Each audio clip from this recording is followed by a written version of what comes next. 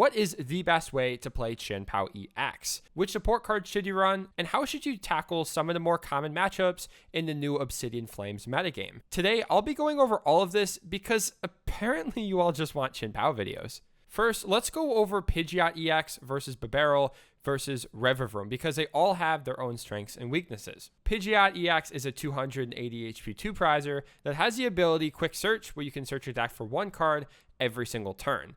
Pidgeot EX also notably has free retreat, so no more having to attach energies to retreat into your newly put down Chien-Pao. You can just send up your Pidgeot and not have to worry about it. Overall, Quick Search is probably one of the best abilities in the game, letting you get whatever you want every single turn, whether that be a superior energy retrieval, your second cross switcher, a boss, an energy. It can grab anything you want at any point in time. This means that with Pidgeot EX, the deck essentially has immunity from Iono, so you can just grab the superior energy retrieval after being Iono'd. You can grab Irida, you can grab Boss, you can grab whatever card that they're trying to Iono you out of, you're always going to have it. It's also just really, really good for letting you make explosive plays, not only at the beginning of the game, like Arceus V-Star allowed you to do, but in the mid and late game, where if they don't disrupt your hand, you not only can get card advantage through Radiant Greninja, but you can also get the missing piece of the puzzle with the Pidgeot EX. Now, there are two glaring weaknesses with Pidgeot EX. The first is that it is a stage 2. So your normal line with Pidgeot is you have to have a rare candy or an Ultra Ball in hand, as well as an Irida.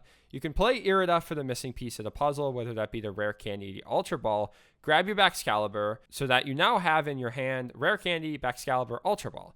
You then Ultra Ball for the Pidgeot EX, rare candy for Pidgeot, and then Pidgeot for the second rare candy to get Baxcalibur. So this may seem like pretty straightforward and not that hard to pull off.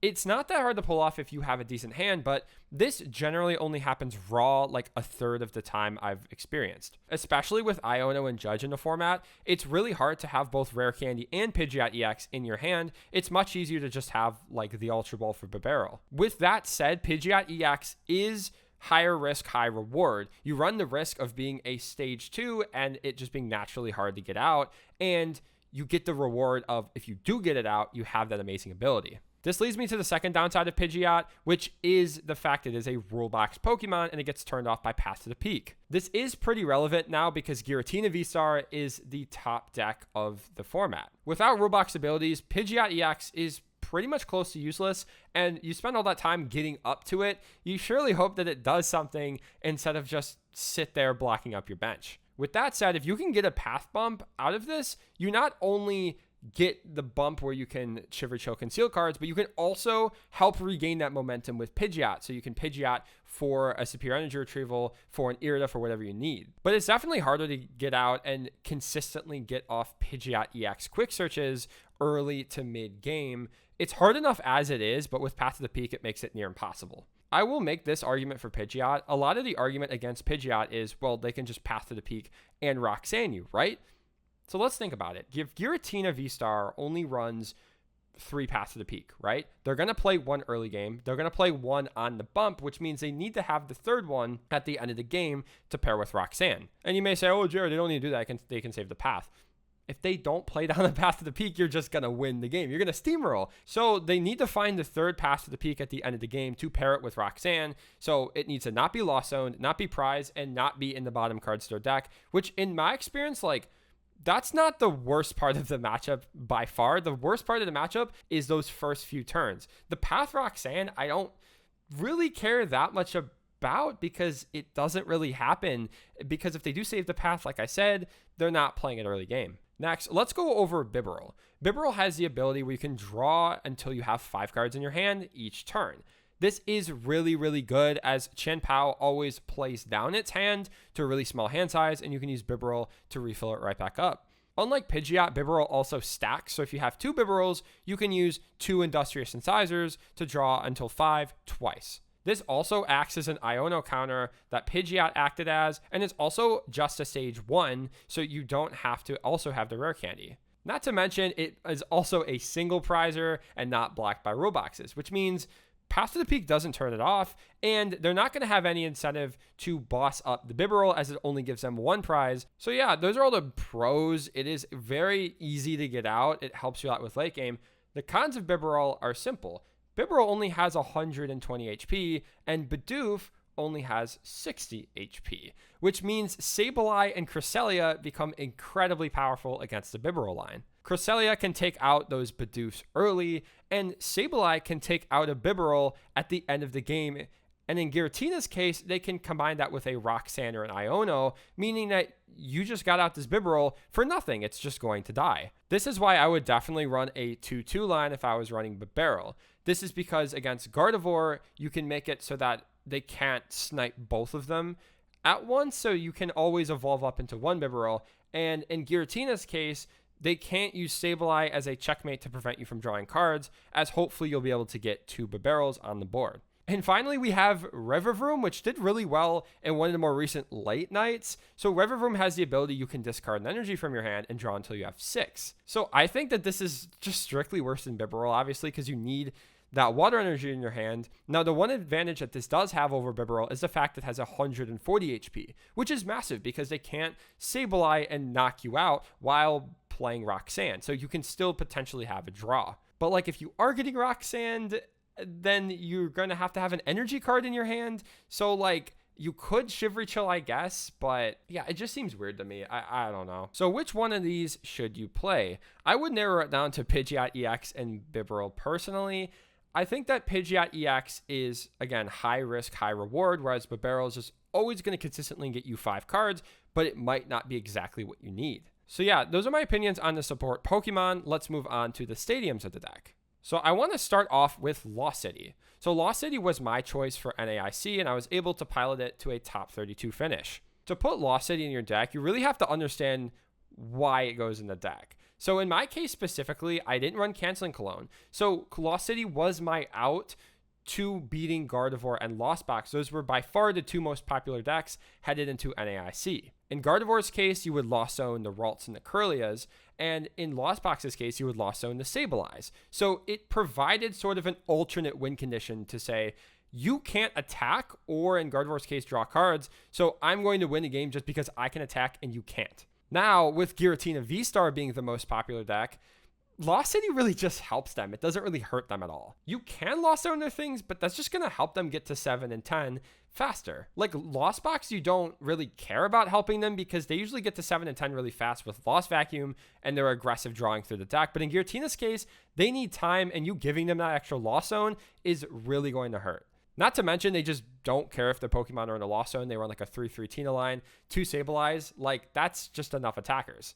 So I wouldn't really recommend Lost City as a heavy count like I played for NAIC headed into the Obsidian Flames format. If you expect a lot of Guardian Lost Box specifically, maybe, but I just think it helps Tina too much. And again, you just need the Path Bump Tina. You can't not Path Bump them. Next stadium I want to mention is Pokestop. So Pokestop was seen by Owen, who top 16 at NAIC, and was the most popular variant, I think, at NAIC and Worlds combined. So Pokestop not only allows you to bump Path, but also get more. So that's what I found while especially playing with Pidgeot. You can't just bump Path, because at that point, that's a card in your hand that you're playing to bump Path. You need something more than that. So Pokestop gives you the something more than that, whether that be an energy retrieval or an Ultra Ball or a rare candy, or even just another card to discard off of Superior Energy Retrieval or Ultra Ball. Pokestop also gives you access to Cross Switcher, which is kind of neat. You can Pokestop for half of it, Irida for a Pokemon, and the other half essentially letting you Irida for boss's orders. I really like Pokestop, and you got to give it credit because it's gotten so many placements, and so this is definitely one worth considering.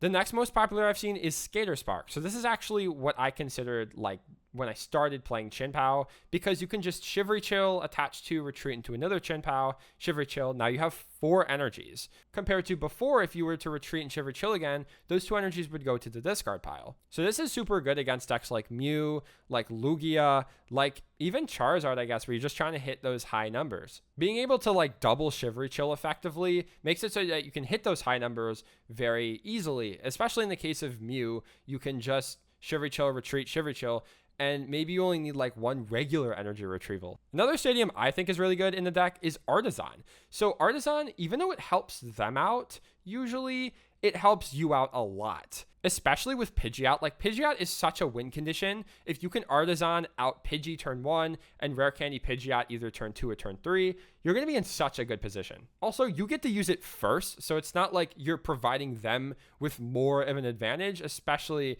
if you run Pidgeot. I think this is definitely worth considering, and I'd probably run 2 or 3 of this, and this means you can also maybe like cut a Nest Ball or 2, because you don't have to have the Nest Ball, you can just have the Artisan. Last up, which I've seen decks play, is Beach Court. So this one's really interesting because I never really considered it in a metagame with a bunch of comfies because they love Beach Court, but it kind of makes a lot of sense. Like, early game, you're always going to want to retreat into Chien-Pao, and a lot of the times, you don't start with any water energies in your hand, meaning you have to Irida for like an escape rope a lot of the time just to get that Shivery Chill concealed cards off. Beach Court just lets you retreat whatever is in the active to the Chien-Pao turn 1, and it also makes sure that if you whiff a Pidgeot or something, which is a lot of the times the case, you'll always have a retreat pivot option. And you might say, well, doesn't that help Giratina V-Star a lot?